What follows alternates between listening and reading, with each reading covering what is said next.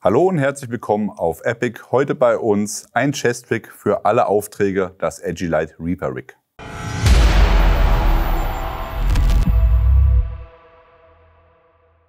Wir haben euch auf der SHOT Show 2025 bereits das Reaper Rig kurz angeteasert, haben wir euch auch schon gesagt, haben wir im Studio. Jetzt sind wir endlich soweit, euch das Video auch mal präsentieren zu können. Hier ist es. Das Reaper Rig ist quasi das erste Chest Rig von Agilite. Nachdem sie jetzt nur Plattenträger und Zubehör gebaut haben, war logischerweise auch mal notwendig, dass dann auch nochmal ein Chest Rig auf den Markt gebracht wird.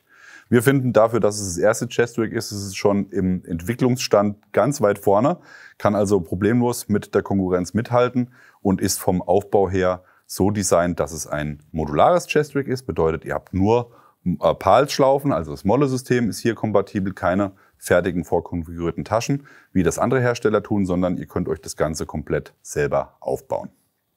Im Lieferumfang enthalten ist einmal hier das Reaper Rig und hier die entsprechenden Conversion-Teile, die es auch nochmal separat zu kaufen gibt. Die sind auch mit dabei, plus ein bisschen Zubehör, gehe ich dann gleich drauf ein, wenn wir drauf zu sprechen kommen.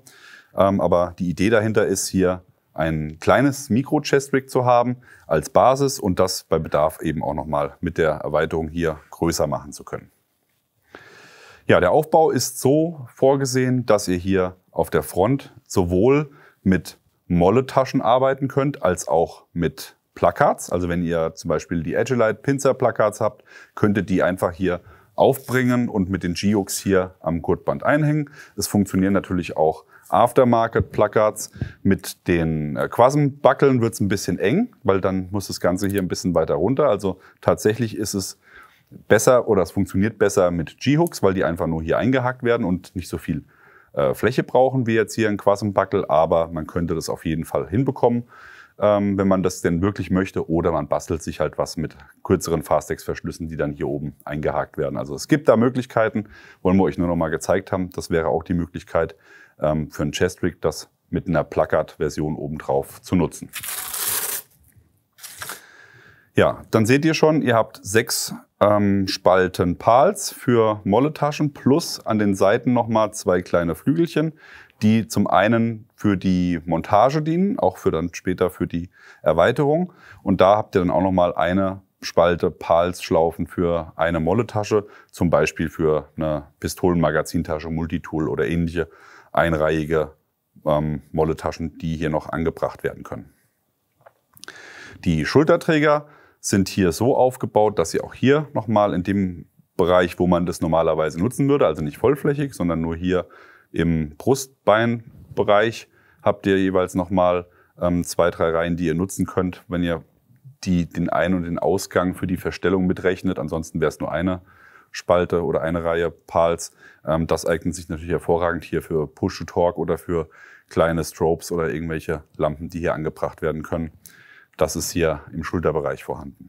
Sehr, sehr schön gelöst haben sie unserer Meinung nach die Möglichkeit, Kabel oder Schläuche zu verstauen oder zu sichern. Denn anstelle von fest vernähten elastischen Schlaufen, die man dann vielleicht gar nicht nutzt, ne? Viele Hersteller machen ja auf beiden Seiten immer 2 Schlaufen und dann hat man tatsächlich nur auf der linken Seite vielleicht einen Trinkschlauch und Kabel und die rechte Seite ist komplett frei. Ist dann wieder nur was, wo man hängen bleiben kann. Hat man hier das Ganze so designt, dass ihr 3 verschiedene Module mit dabei habt. Einmal hier so eine Klettschlaufe, dann so eine typische elastische Schlaufe und dann nochmal eine elastische Schlaufe. Also 2 gleiche Module und hier diese Klettschlaufe. Und die könnt ihr nach Belieben so positionieren, genau da, wo ihr es braucht, wo ihr halt Klett habt. Idealerweise natürlich unter dem Verstellsystem, dass das von beiden Seiten auch mit dem Klett gehalten wird. Da ist ja nichts gewonnen, wenn ich das hier oben dann im oberen Bereich festmache, weil dann kann es einfach mit dem Kabel rausreißen oder sich vom Klett lösen, weil nicht genügend Haftkraft vorhanden ist. Die Schulterträger selbst lassen sich, wie ihr das auch von den Plattenträgern von den neueren kennt, in der Höhe verstellen. Und da hat man hier auch 3 verschiedene Stufen mit einer Zwischenstufe angegeben, um einem das Ganze auch ein bisschen zu erleichtern, dass man nicht genau gucken muss, bin ich jetzt hier exakt auf dem Zentimeter draußen, sondern wenn ich es jetzt weiter haben will, gehe ich jetzt hier auf die Stufe 2 zum Beispiel. Das heißt, ich ziehe das hier einfach ein kleines Stück raus, habe dann hier die 2 abschließend Dasselbe kann ich hier drüben machen und dann muss ich mir überhaupt keine Gedanken mehr darüber machen, ob das jetzt hier genau gleich lang ist, weil es ist durch diese Markierung hier perfekt und gleich lang. Dann gehen wir einmal, wenn wir eh schon hier oben bei den Schultern sind, auf das Herz. Und das ist unserer Meinung nach eine ganz, ganz wichtige Sache, die viele Hersteller komplett vernachlässigen. In der Regel kriegt man bei einem Micro-Chest-Rig ein X-Harness, was X-förmig die Straps laufen hat, oder ein H-Harness, also ein H-Trägersystem, was dann quasi hier nochmal in der Mitte mit einem H-förmigen Querbalken versehen ist. Funktioniert, ist auch okay, je nachdem, wie hoch die Zuladung bei einem Chest-Rig ist, lässt sich damit auch arbeiten, aber also gerade auch hier in der Konfiguration jetzt wäre es überhaupt kein Problem, aber Agilite hat natürlich schon direkt im Kopf gehabt, dass das Ganze auch erweitert wird und vielleicht auch mit mehr Zuladung und hat hier entsprechend so ein Hybrid gebaut aus X- und H-Harness. H-Harness hört sich komisch an, H-Harness. Und hat das Ganze hier einmal mit Mesh gepolstert, hier in der Mitte auch noch mit einer Mesh-Aussparung für die Belüftung und dadurch ein sehr, sehr komfortables Rückensystem geschaffen, was auch an sehr, sehr viele Rückenbreiten passend ist, um dann bestmöglichen Support von den Schultern für das Gewicht zu haben, was das Chest-Rig dann letztendlich mit Zuladung bringt. Die Straps können hier einmal mit Klett versorgt werden. Dazu hat man bei jedem Gurtband einmal ein Klettstück am Ende und was ich auch super finde, nicht fest vernäht, sondern zum Abnehmen. Das haben auch nicht viele.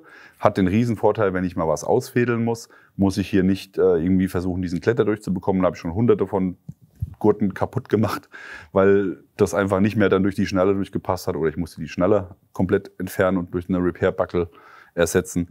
Das haben sie hier tatsächlich gut gemacht mit dem nicht fixierten. Ist natürlich auch wieder was im Felde verloren gehen kann. Das darf man natürlich nicht außen vor lassen, aber in der Regel macht ihr das fest und dann kann das auch nicht verloren gehen. Hier sind dann entsprechend Gleiter an den Gurten noch vorgesehen, mit denen ich die Weiteneinstellung des Chest-Rigs dann vornehmen kann. Jetzt haben wir für euch das Chest-Rig einmal von der Puppe genommen, damit ihr auch mal die Innereien euch im Detail anschauen könnt. Das geht einmal mit der Rückseite los. Da seht ihr, hat man hier eine vollflächige Meshfläche als Polster vorgesehen. Hier sieht man jetzt auch nochmal schön das Schultersystem von innen mit dem Mesh. Also auch da maximaler Komfort durch Luftzirkulation geschaffen. Und hier hat man aber trotzdem die Möglichkeit, noch mit Unterbautaschen, also Denglertaschen zu arbeiten, indem man hier diese Meshfläche mit dem Klett lösen kann. Und zwar nur bis zur Hälfte, also auch da wieder Material gespart, um das Ganze noch ein bisschen luftiger und leichter zu machen. Nicht eine komplette Klettfläche, die man abreißen kann, sondern nur im unteren Bereich, nur da, wo es notwendig ist, um hier dann auch mit Dengler-Pouches wie den Sixpack von Agilite anbringen zu können. Man könnte das Ganze auch, und das ist auch unser einziger Kritikpunkt, den wir am Reaper Rig haben, das Ganze als Plakat für einen Plattenträger benutzen, indem ich jetzt hier das Ganze so hochgeklappt lasse. Dann habe ich zumindest eine Auflagefläche. Ich könnte dann auch hier mit First Spear Tubes oder mit ähnlichen Verschlüssen arbeiten, um das Ganze dann am Plattenträger am Kammerband zu befestigen. Aber die Schulterträger sind fest vernäht. Hat Vor- und Nachteile. Der Nachteil wäre, Plakatnutzung wird schwierig.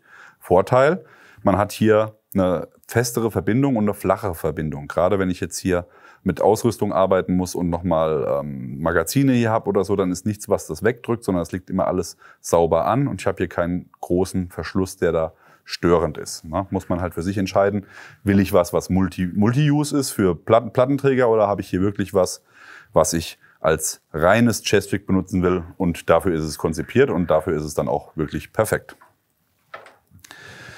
Ja, zusätzlich zur Polsterung und zu der doppelt benutzbaren Front habt ihr hier auch noch eine integrierte Kartentasche. Die ist mit 2 Pull-Tabs hier oben versehen und mit Klett kann ich das Ganze einmal öffnen, um dann hier mein Kartenmaterial unterzubringen. Die Tasche ist nicht weiter unterteilt, also keine Einschübe oder sonstige Sachen, ist aber innen mit einem leicht gummierten Material versehen. Also auch da wieder, wenn ihr Organisation braucht für Stifte oder ähnliche Sachen, könnt ihr hier ganz einfach auch Klett mit einem Schuhgukleber einkleben oder wie auch immer ihr euch hier Organisation nochmal schaffen wollt.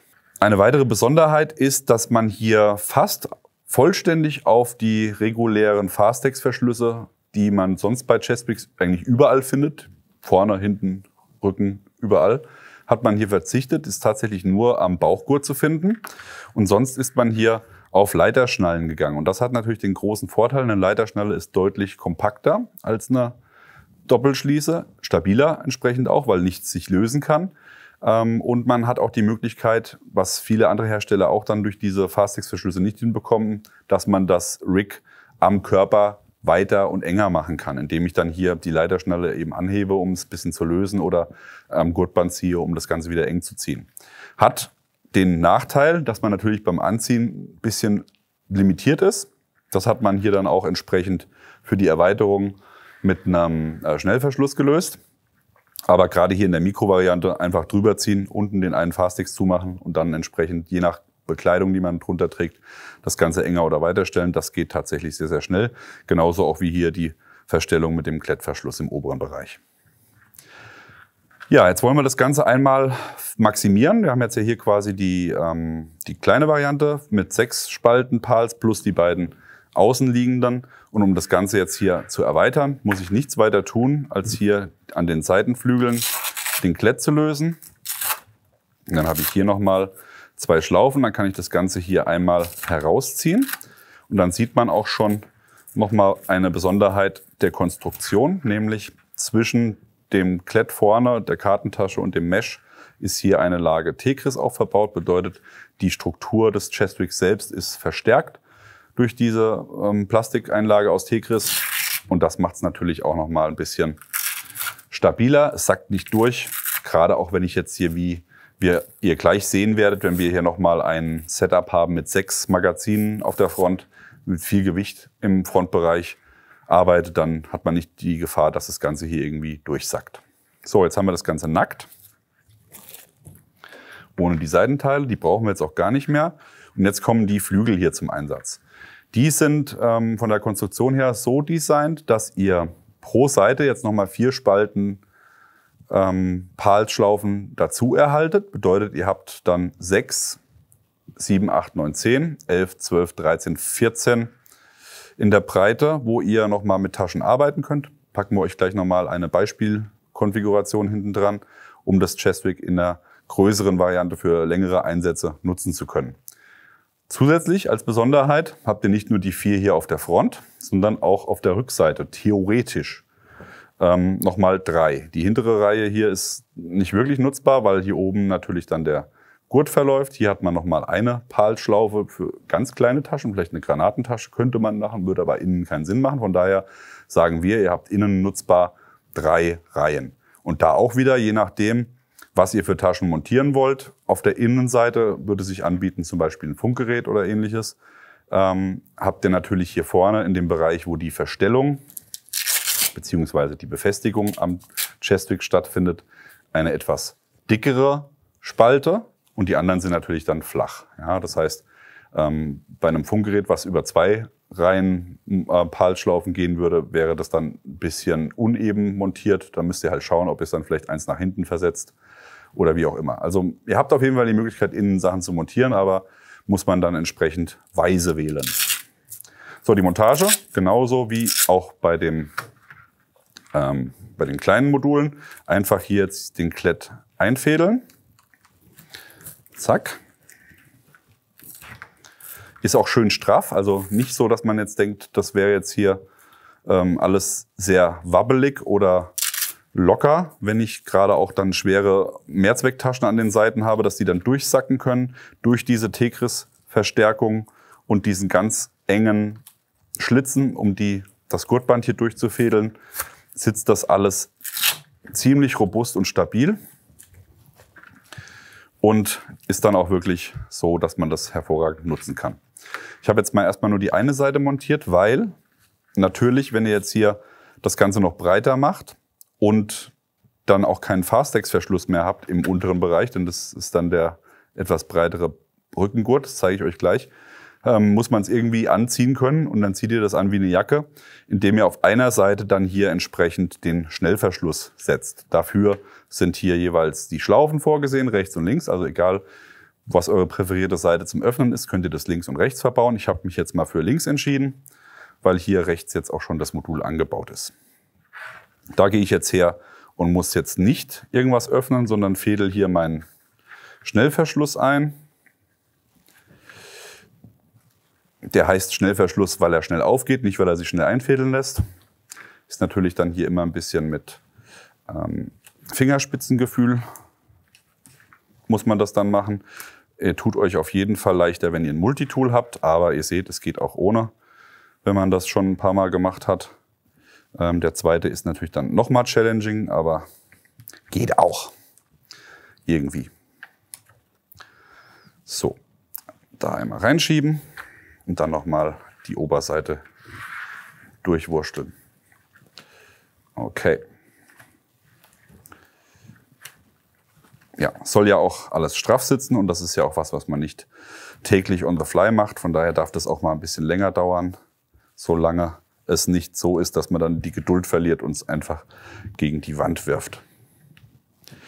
Ist dann immer nur für mich immer schwierig, wenn ich dann hier gerade im Live-Video das mache, weil ich muss ja dann irgendwie die Zeit füllen, die ich brauche, um das hier reinzumachen. Dann erzähle ich dann immer irgendeinen Blödsinn. Und irgendwann geht dann mir auch der Blödsinn aus, aber ich denke, wir haben es jetzt auch gleich. Ansonsten müssen wir einfach eine Werbepause einblenden und dann geht es weiter. Heute ist es wieder einer dieser Tage, wo es länger dauert. Aber ihr könnt ja auch vorspulen. Ich packe euch auf jeden Fall das Ganze in Kapiteln rein. Wenn euch das langweilt jetzt hier gerade, dann könnt ihr vorspringen. So, bin jetzt aber fertig. Okay, da haben wir das. Und jetzt muss natürlich noch der obere Bereich eingefädelt werden. Das haben wir vorhin mit den kleinen ausgefädelt. Dazu auch einfach hier den Gleiter nehmen, beziehungsweise den Einfädler hier nehmen und das Ganze einmal oben sauber einfädeln. Und dasselbe nochmal auf der anderen Seite. Und das geht wiederum sehr, sehr schnell. Gut, fehlt nur noch der Bauchgurt, über den haben wir noch nicht, oder beziehungsweise in dem Fall der Rückengurt, haben wir noch nicht drüber gesprochen, finden wir auch Weltklasse, dass man hier nicht wieder einen 25 mm genommen hat, sondern sich gesagt hat, okay, wenn ich hier viel Fläche an der Seite habe, kommen auch schwere Taschen dran und da ist ein bisschen mehr Stabilisierung im Rückenbereich gut. Deswegen hat man sich hier für ein 40 mm Gurtband entschieden anstatt 25. Und auch hier wieder keine Schnellverschlüsse, sondern Gleiter, mit denen ich dann auch entsprechend on the fly das Ganze super schön an meine Kleidung anpassen kann. Die Gegenseite ist hier mit einem abgenähten Gurtband, wird einfach hier durch das T-Kriss gesteckt und dann durch die Naht fixiert sich das dann. So sieht es dann aus. Dann fest verhakt und dadurch ist das Ganze fix. Alternativ, wenn ihr keinen Schnellverschluss wie diesen hier wollt, der aber tatsächlich sehr, sehr gut ist, weil man sehr, sehr schnell einsteigen kann, auch leise einsteigen kann, gäbe es noch die Möglichkeit, mit dem mitgelieferten Klettmodul zu arbeiten. Das würdet ihr dann quasi hier einmal befestigen und dann, und das geht aber auch nur, wenn ihr mit einem Plakat arbeitet, also wenn ihr Molletaschen hier drauf packt, dann könnt ihr das nicht nutzen, dann müsst ihr diese Schnellverschlusslösung benutzen. Aber wenn ihr ein Plakat habt, könnt ihr das natürlich wie beim Plattenträger auch hochklappen und dann hier entsprechend die Flappe drunter packen, um das Ganze zu befestigen. Und dann würdet ihr auch nochmal 2 cm sparen. Weil das ist das Einzige, was nachteilig ist an so einem Schnellverschluss. Man verliert ein bisschen Platz. Ja, das wäre jetzt der Aufbau, wie er in der breiten oder in der Maximalvariante ist. Und jetzt zeigen wir euch hier noch einmal das Ganze mit Taschen bestückt. Hier seht ihr jetzt nochmal das Agilite Reaper Rig in der maximalen Ausbaustufe, also das Mittelmodul und die beiden Seitenflügelmodule mit angebaut und auch mit Taschen bestückt. Ihr seht, ihr kriegt dann einen ganzen Haufen Zeug unter. Ihr habt jetzt hier in dieser Konfiguration 6 Magazine auf der Front maximal. Also ihr könnt auch natürlich nur 3 nehmen, aber das wäre jetzt eine Variante. Oder hier auch nochmal mit einer Mehrzwecktasche vorne dran arbeiten. Natürlich auch das Plakat von Agilite selbst benutzen. Das wäre nochmal eine Variante, um den Mittelpart auszufüllen. Unten drunter eine Dengler-Pouch. Auch hier wieder der Agilite Sixpack würde sich hier auch anbieten, nochmal als zusätzliche Tasche. Und an den Seiten habt ihr hier große Mehrzwecktaschen, die dann auch nochmal das entsprechende Volumen bringen, um zum Beispiel auch nochmal mindestens 2 Liter Wasser mitzuführen, was zu essen, vielleicht ein Nachtsichtgerät, was auch immer. Also da ist wirklich jetzt alles in dieser Konfiguration zu finden, was ihr euch wünscht. Zusätzlich habt ihr dann auch die Möglichkeit, hier im Innenbereich wie ich es euch vorhin schon gezeigt habe, Taschen anzubringen, um das Ganze noch flexibler zu gestalten, um auch zum Beispiel Funkgeräte, Messer oder ähnliche Gegenstände unterzubringen. Das war die Vorstellung des Agilite Reaper Rigs von uns. Wir finden, das ist super durchdacht. Es bietet von Haus aus alles, was ihr braucht, um euch mit der beliebigen oder gewünschten Taschenkonfiguration entsprechendes Chest-Rig zu bauen. Egal, ob es jetzt nur ein Mikro-Rig ist, ob ihr es auf einem Plattenträger benutzt oder ob ihr ein Full-Size Chest-Rig nutzen wollt, was für längere Einsätze geeignet ist, um hier auch noch mit großen Mehrzwecktaschen an den Seiten arbeiten zu können. Also da hat Agilite unserer Meinung nach alles richtig gemacht. Ihr bekommt das Reaper Rig und natürlich auch alle anderen Produkte von Agilite bei Best Protection. Der Link zu Best Protection ist hier unten eingeblendet. Was sagt ihr dazu? Wie findet ihr das Reaper Rig? Vielleicht habt ihr es auch selber schon euch gekauft. Schreibt uns gerne mal in die Kommentare und lasst uns wissen. Ansonsten, wie immer an dieser Stelle, liken, Abo, Glocke klicken. Bis dann, macht's gut. Bye bye.